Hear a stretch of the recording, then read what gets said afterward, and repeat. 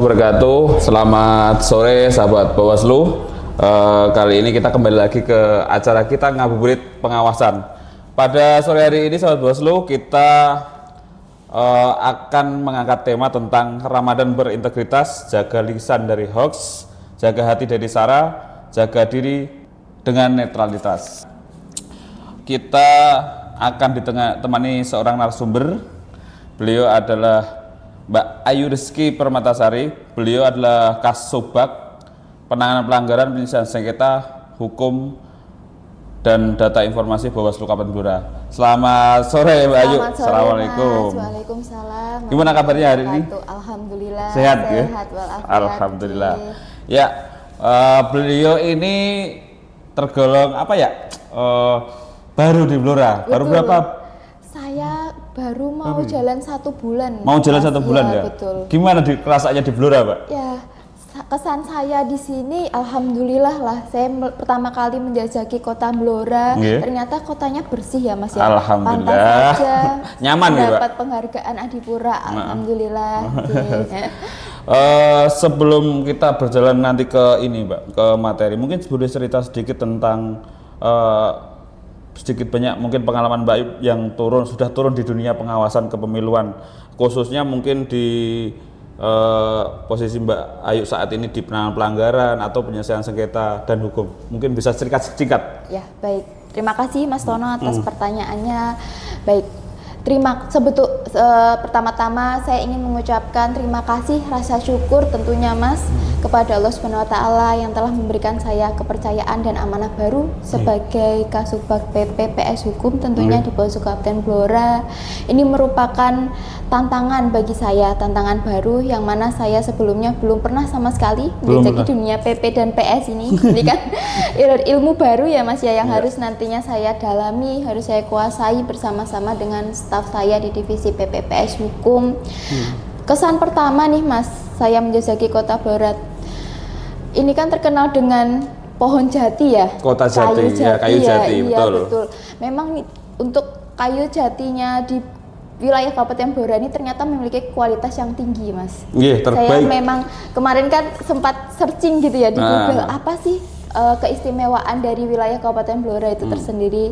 Ternyata memang untuk kayu jatinya itu merupakan kayu jati dengan kualitas yang tinggi. Terus minyak bumi di sini ternyata juga penghasil minyak bumi yang signifikan di Indonesia ya Mas ya.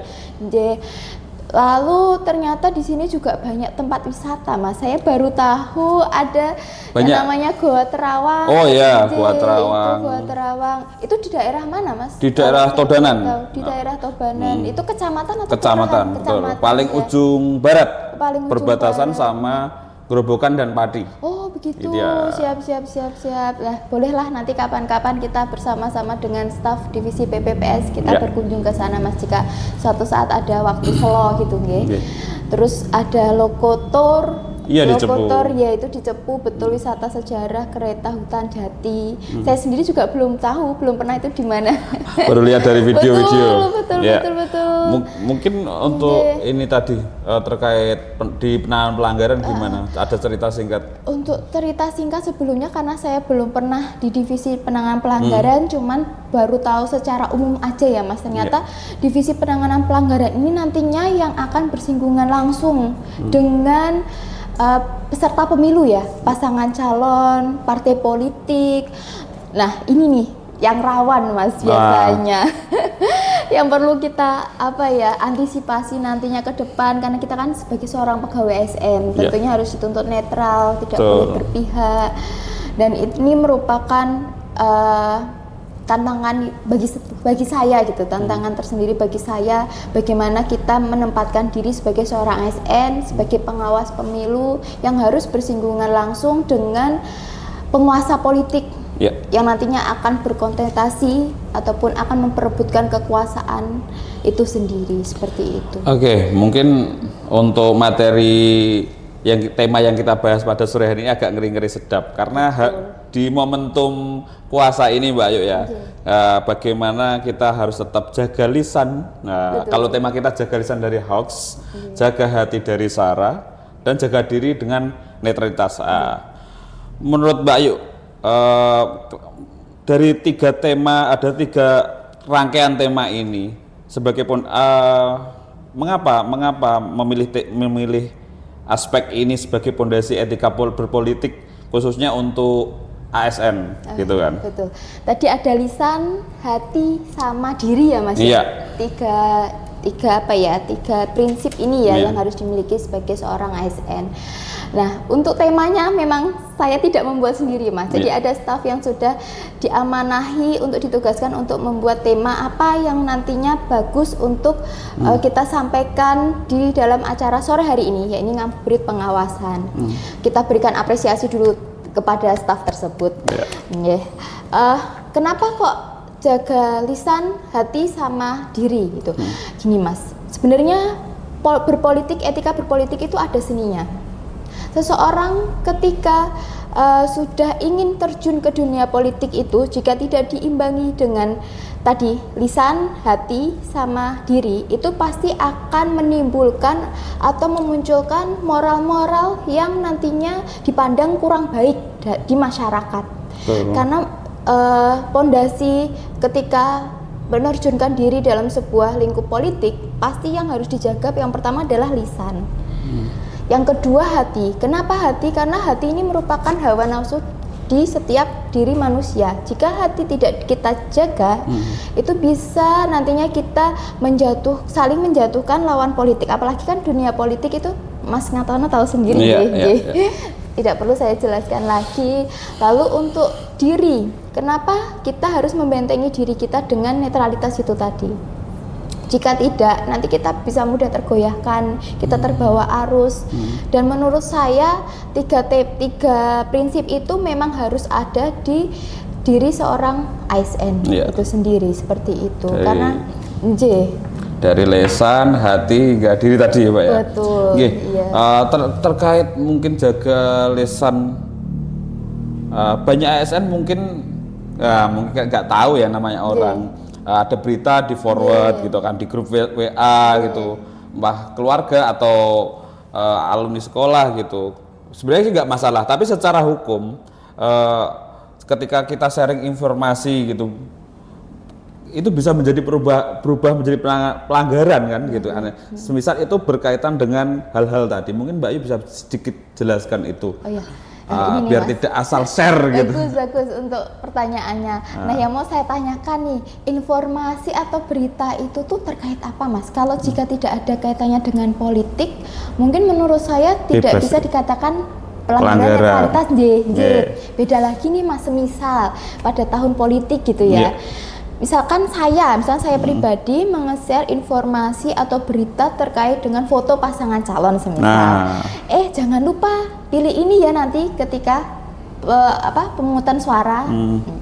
Itu menurut saya juga belum bisa dikatakan sebagai pelanggaran netralitas. Karena jika pelanggaran netralitas itu di belakangnya pasti ada iming-iming suatu jabatan kepada seorang pegawai ASN, karena saya sebagai pegawai ASN pastikan ada iming-iming dari penguasa politik. Nanti tolong ya sampaikan kepada temanmu, kepada keluargamu, jangan lupa pilih saya, nanti saya akan beri jabatan, semisalkan seperti itu Mas.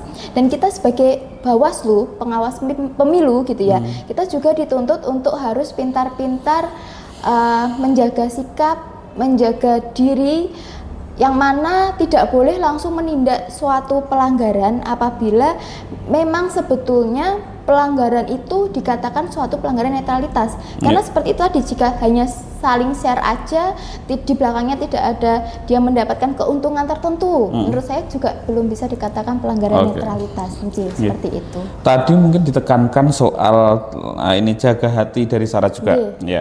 Mungkin ketika di tengah polarisasi politik itu, mungkin ada tips-tips buat ASN, Mbak Yu kan juga termasuk saya gitu. Agar tetap objektif dalam memberikan pelayanan publik tanpa terpengaruh mungkin kan namanya isu SARA itu seperti apa sih, kebencian apa gitu di dalam tim. Mungkin ada tips-tips singkat saja lah mungkin gitu. Tips dari saya, karena sebagai seorang ASN itu adalah merupakan pegawai pemerintah yang sudah mengikat ya Mas, dan Sebenarnya seorang ASN itu tanggung jawabnya kepada lebih pelayanan publik atau pelayanan masyarakat tanpa membedakan suku, agama, ras dan golongan tertentu. Dan perlu kita ketahui nih Sobat Bawaslu, seorang pegawai ASN itu sebetulnya tidak hanya dia bekerja lalu tidak memiliki aturan. Ternyata nih Mas Ngatono, seorang pegawai ASN itu juga telah diatur di dalam Peraturan Pemerintah Nomor 94 Tahun 2021 tentang disiplin ASN. Jadi di mana aturan tersebut itu sudah mengatur nih apa saja hak kita bisa mendapatkan hak apa saja sebagai pegawai, kewajiban apa saja yang harus kita laksanakan setelah kita mendapatkan hak tersebut. Lalu larangannya itu apa aja sih? Kok pegawai ASN banyak sekali ya larangannya ya. Memang. Jadi memang kita itu banyak sekali aturan-aturan yang tidak boleh kita lakukan selama menjadi pegawai ASN. Lalu hukumannya Mas, jadi ada hukuman dari mulai tingkat ringan, sedang sampai dengan berat, dan itu perlu kita perhatikan betul untuk pelanggaran ASN sendiri. Misalkan ASN mengikuti kampanye, itu bisa nantinya dikenakan hukuman disiplin yang telah diatur dalam PP tersebut seperti itu. Jadi ya tips saya sebagai seorang ASN supaya kita bisa membentengi hati kita untuk melakukan pelayanan publik tanpa melihat dari suku, golongan, agama, rasnya Mas. Jadilah ASN yang berintegritas, jadilah ASN yang profesionalitas dalam melaksanakan tugas tanggung jawabnya sebagai seorang pegawai ASN. Karena jika kita telah menerapkan atau mengamalkan nilai integritas itu sendiri di dalam diri kita, pasti kita juga akan membentengi diri kita dari keamanan diri sebagai seorang pegawai ASN. Supaya kita tidak terkena tadi hukuman disiplin yang telah diatur di PP itu sendiri gitu Mas Ngatono. Ini mungkin momentumnya pas dan menarik ya Mbak ya, karena di suasana Ramadan gitu, sahabat-sahabat Bawaslu dimanapun pasti juga banyak yang melaksanakan puasa gitu. Betul. Lah mungkin kita mencoba, tadi ada analogi bahwa netralitas itu seperti puasa. Kalau puasa itu menahan lapar gitu kan. Terus sedangkan netralitas itu menahan keberpihakan. Betul. Menurut jenengan ini, apa saja kira-kira godaan atau mungkin takjil politik, godaan politik gitu kan, yang paling berat buat ASN khususnya di beberapa saat ini? Mungkin kalau jenengan tadi menyebutkan ada tawaran-tawaran jabatan, apakah itu termasuk gitu yang harus ditahan dari keberpihakan? Monggo. Siap-siap nih, ini pertanyaan yang menarik Sobat Bawaslu. Jadi sebagai seorang ASN tuh sebetulnya belum banyak mengetahui gitu ya Mas, godaan-godaan politik, apalagi ini di bulan Ramadan gitu ya Mas ya.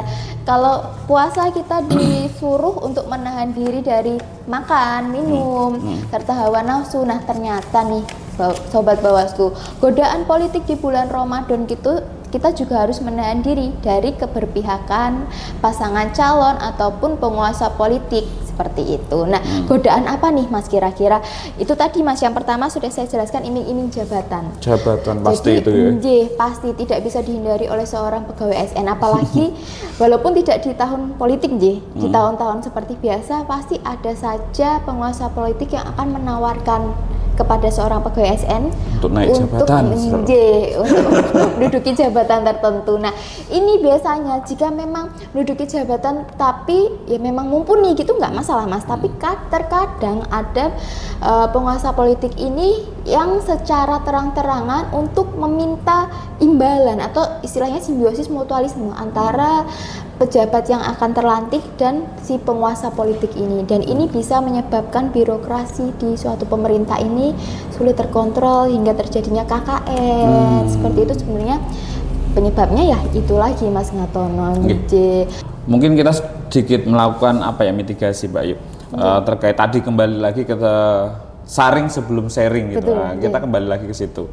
Secara teknis kalau ASN ragu dalam membaca berita gitu, ini hoax apa enggak gitu, ini bohong apa asli gitu kan. Mungkin ada nggak semisal kanal verifikasi apa yang paling direkomendasikan untuk mereka gunakan, sahabat-sahabat ASN khususnya untuk memastikan ini hoax atau enggak gitu, untuk memeriksa berita itu. Siap, makasih. Terima kasih Mas Ngatono untuk pertanyaannya, bagus ini untuk kita kupas. Karena saya masih sebagai wajah baru ya Mas Ngatono ya di Bawaslu Kabupaten Blora.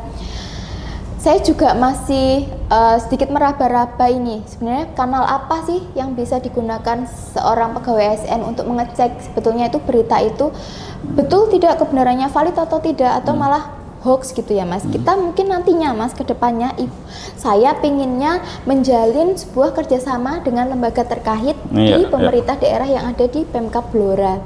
Mungkin bisa dengan instansi Kominfo, karena memang Kominfo ini kan termasuk yang membawahi gitu ya berita-berita ataupun informasi, bisa nggak dicek keasliannya atau kevalitannya. Kalau dulu Mas, saya cerita dulu ya pengalaman saya di Kota Semarang. Dulu di Kota Semarang. Di Kota Semarang, saya juga pernah ikut terjun langsung terkait dengan pengecekan data kevalitan data informasi ataupun berita-berita hoax atau bukan gitu. Itu memang kita sudah menjalin kerjasama dengan Kominfo. Jadi di Kominfo Kota Semarang itu ada aplikasi atau kanal verifikasi yang bernama Jaga Fakta. Jadi ketika kita mengakses ataupun membuka aplikasi Jaga Fakta itu sudah bisa kita masukkan kata kunci dari berita tersebut. Nanti akan muncul verifikasi itu betul valid atau tidak valid atau hoax gitu. Biasanya kalau dia disilang merah, langsung muncul otomatis. Betul. Nah, ini nanti saya juga pengen Mas, nanti kedepannya kita mungkin bisa sama-sama ke Dinas Kominfo untuk menanyakan aplikasi apa atau kanal verifikasi apa yang bisa digunakan Bawaslu nih, khususnya Kabupaten Blora. Jika nanti kita juga pasien kita terima laporan ataupun aduan dari masyarakat Mas, apalagi di divisi PP. Nah, bisa kita lakukan verifikasi dulu ke Dinas Kominfo dan aplikasinya apa yang harus kita gunakan seperti itu. Untuk verifikasi informasi tadi ya. Begitu sahabat Bawaslu, mungkin ini sebelum kita lanjutkan ya, jangan lupa sahabat Bawaslu dimanapun berada untuk follow semua akun media sosial Bawaslu Kabupaten Blora, khususnya dalam untuk ngabuburit pengawasan ini. Silahkan bantu share, like, and comment agar teman-teman dan sahabat-sahabat Bawaslu dimanapun berada bisa mengikuti termasuk postingan-postingan yang akan selanjutnya dan sebelum-sebelumnya. Ya, untuk selanjutnya Mbak, mungkin di Bawaslu Kabupaten Blora ini kan apa ya? Tadi Mbak Ayu membidangi bagiannya banyak sekali. Nah, pelanggaran, sengketa dan hukum begitu kan. Ya, mungkin bagaimana prosedur verifikasi dan kajian hukum yang dilakukan Bawaslu sebelum semisal mempublikasikan sebuah informasi agar tidak jadi disinformasi di masyarakat. Ya, terima kasih pertanyaannya Mas Ngatono. Sebetulnya ketika kita ingin mempublikasikan atau meng-up gitu informasi ataupun berita gitu ya Mas ya, kita pasti memiliki yang namanya PPID. Itu pejabat pengelola informasi data informasi. Kita akan menyerahkan kepada PPID terlebih dahulu untuk dicek keabsahannya, kevalitannya betul atau tidak. Jika memang untuk dokumen yang sudah kita share itu betul, baru kita bisa meng-up ke media sosial ataupun website Bawaslu Kabupaten Blora. Jadi tidak semata-mata ketika sudah ada dokumen langsung bisa kita upload atau di-up di media sosial, ya ini website Bawaslu ya, Bawaslu Kabupaten Blora. Itu tidak Mas, ternyata ada langkah-langkahnya. Ya, pertama kita serahkan ke PPID. PPID akan mengecek terlebih dahulu, verifikasi terlebih dahulu betul. Dan baru setelah memang berita itu boleh di-up, maksudnya boleh di-share, boleh dipublikasi di website, barulah akan dipublikasi seperti itu. Iya. Itu ya berarti ada proses verifikasi yang detail itu ya. Jadi tidak semisal kita juga berusaha menghindari tadi berita-berita yang hoax atau salah gitu, ada kesalahan dalam publikasi berita. Iya. Karena saat ini masyarakat tuh lebih pinter Mas daripada kita kan, pasti ada aja yang dicari celahnya. Jangan sampai seperti itu. Apalagi di era disrupsi gini. Jadi ada AI, ada apa, jadi apa-apa harus terverifikasi betul-betul ya Mbak ya. Betul Mas. Mungkin sedikit menyinggung terkait penyelesaian sengketa, Mbak. Mungkin Mbak Yu kan tadi di penyelesaian sengketa juga. Dalam penyelesaian sengketa proses pemilu, Bawaslu kan berperan sebagai mediator dan adjudikator. Mungkin bagaimana cara memastikan bahwa proses tersebut tetap mengedepankan keadilan prosedural dan kepastian hukum? Sedikit saja Mbak Ayu Iya. Karena ini mungkin Terima kasih.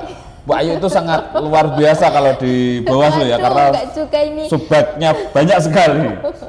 Baik Mas, terima kasih pertanyaannya, ini agak berat gitu ya pertanyaannya. Supaya kita lebih mengedepankan keadilan ya Mas tadi ya.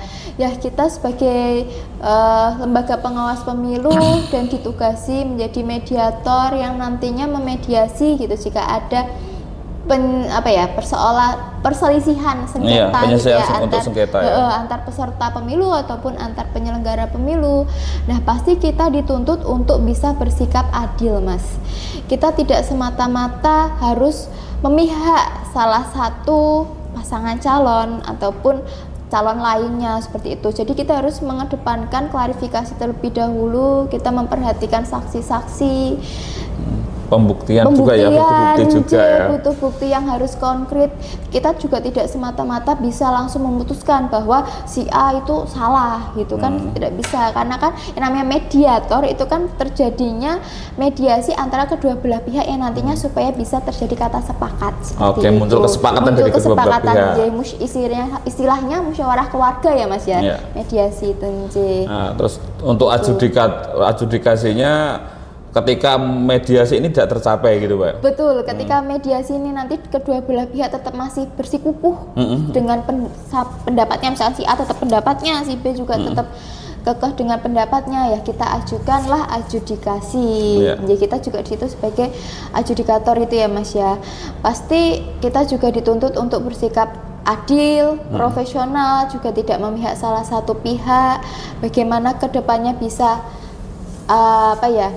istilahnya menghasilkan hasil yang betul-betul bisa diterima oleh kedua belah pihak. Tidak ada salah satunya itu tidak terima sebetulnya, tapi yang satunya juga tetap nggak terima. Jadi jangan sampai seperti itu ya, supaya ada legowo lah Mas di kedua belah pihak. Ya, maka ditengahi oleh Bawaslu.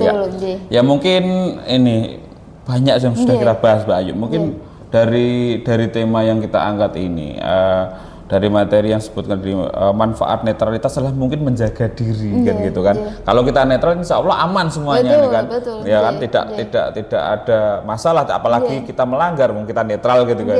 Nah, mungkin dari pembahasan kita Mbak Ayu bisa diberikan penutup atau closing buat rekan-rekan ASN, teman-teman Bawaslu gitu kan, teman sahabat-sahabat Bawaslu dimanapun berada.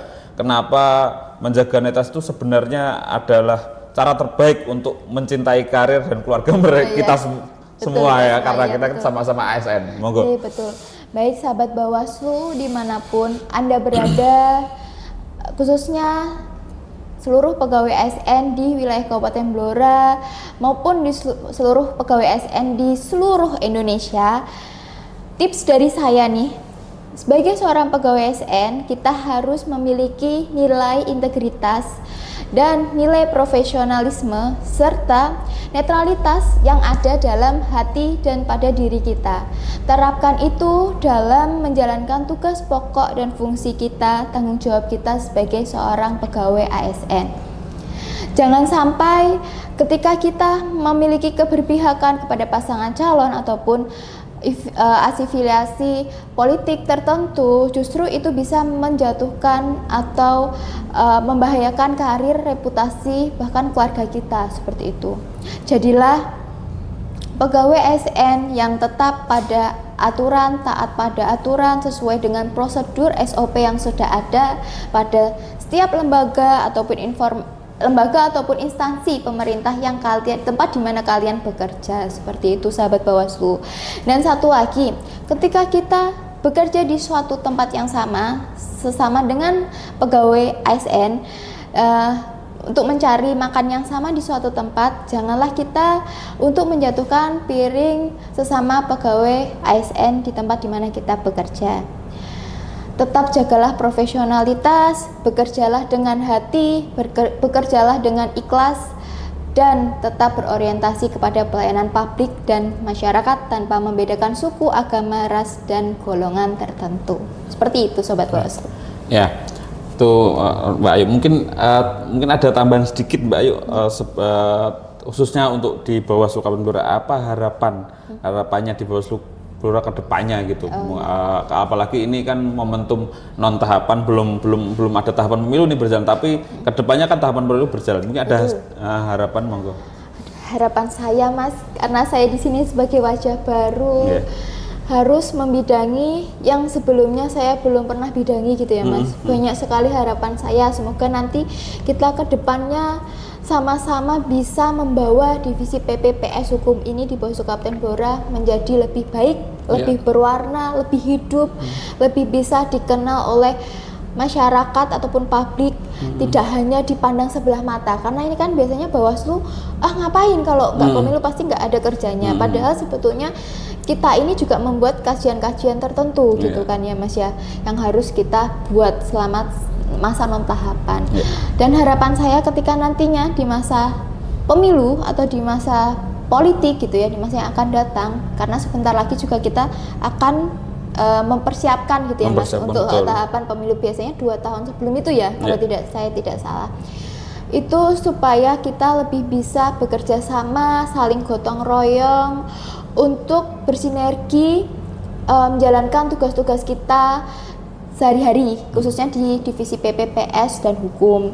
Kita juga akan menjalin kolaborasi dengan kepolisian dan kejaksaan, biasanya untuk divisi PP, karena sebelumnya memang sudah ada ya Mas, namanya Sentra Gakumdu kalau saya tidak salah itu ya, Sentra Penegakan Hukum Terpadu.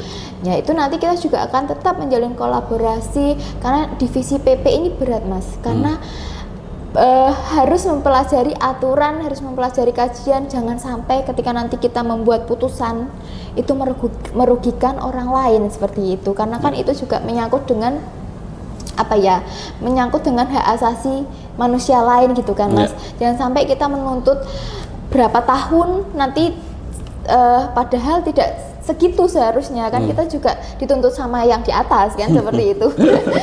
Ya semoga nanti Bawaslu Kabupaten Blora khususnya divisi PPPS dapat memberikan warna baru, dapat memberikan inovasi-inovasi baru, memunculkan formula-formula baru Mas yang kita berikan dengan hadirnya saya di sini sebagai kepala subbagian di divisi PPPS Hukum.